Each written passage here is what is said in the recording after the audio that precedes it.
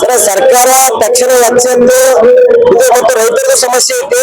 ಇವತ್ತ ನೌಕರಿದವ್ರದ್ದು ಇವತ್ತು ಎಲ್ಲಾರು ಕಣ್ಣ ನೀರು ಹಚ್ಚಿರೋರು ಅವ್ರಿಗೆ ನೌಕರಿ ಮಾಡೋರು ಚಲೋ ಐತಂತ ಎಲ್ಲ ಹೊಲ ಕೂತ್ ಮಾತಾಡ್ತೀವಿ. ಇವತ್ತು ರೈತರು ಇವತ್ತು ಬಹಳ ಕಷ್ಟ ಐತಿ. ಅವ್ರು ಹೇಳೋ ಪ್ರಕಾರ ನೋಡಿದ್ರೆ ನೋಡ್ರಿ, ಇವತ್ತು ರೈತರು ಒಬ್ರು ಒಪ್ಲಿಲ್ಲ ಅಂದ್ರೆ ಅದು ಕ್ಯಾನ್ಸಲ್ ಆಕೈತೆ, ಅವ್ರು ಬಂದು ವಾಪಸ್ ಹೋಗ್ಬೇಕು. ಇಂಥವೆಲ್ಲ ಸನ್ನಿವೇಶಗಳು ಇವತ್ತು ಬಹಳ ಕಷ್ಟ ಐತಿ ನೌಕರಿ ಮಾಡೋರ್ದು.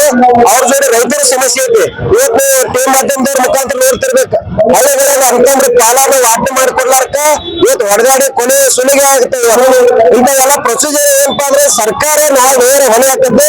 ಅದಕ್ಕೆ ತಕ್ಷಣ ಬೇಡಿಕೆಯನ್ನು ಈಡೇರಿಸಬೇಕು.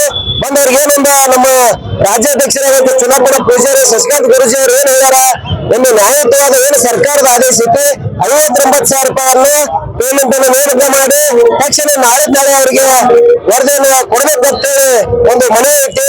ಈಗ ನೋಡೋಣ ಅಂತ ಟೈಮ್ ಕೊಟ್ರ ಅಷ್ಟೇ ಬಂದ್ ಮಾಡ್ಲಿಲ್ಲ ಅಂದ್ರ ಇನ್ನೇನು ನಮ್ಮ ರಾಜ್ಯಾಧ್ಯಕ್ಷರು ಗುರುಗಳು ಏನ್ ತೀರ್ಮಾನ ತೋತಾರಪ್ಪ ಅಂದ್ರೆ ಏನು ವಿಧಾನಸೌಧ ಮುತ್ತಿಗೆ ಹಾಕೋನು ಒಂದು ರೋಡಿಗೆ ಬಂದ್ ಮಾಡೋಣ ಒಂದು ಸಂದರ್ಭವನ್ನು ಮಾಡಿಕೊಡ್ಬಾರ್ದಪ್ಪ ಅಂದ್ರೆ ತಕ್ಷಣ ಬಂದ ಇದನ್ನ 1 ಗಂಟೆ ಒಳಗಾಗಿ ಅಧಿಕಾರಿಗಳು ಇವತ್ತು ಯಾರಾದ್ರೂ ಸಚಿವರು ಬಂದ ಈ ವೇದಿಕೆಗೆ ಬಂದ ಒಂದು ಭರವಸೆ ಕೊಟ್ಟು ಈ ಹೋರಾಟವನ್ನು ಕೈ ಬಿಡುವಂತ ಹೇಳುವಂತ ಸಂದರ್ಭ ಆಗಬೇಕು.